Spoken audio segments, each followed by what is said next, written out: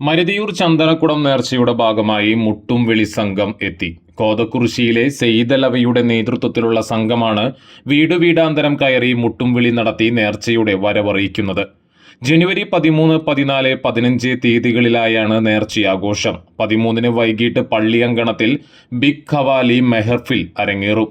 14 വൈകിട്ട് 3 നട്ടാണിപ്പറമ്പ് VM ബക്കറിന്റെ വസതിയിൽ നിന്ന് താബൂത്ത് കാഴ്ച പുറപ്പെടും.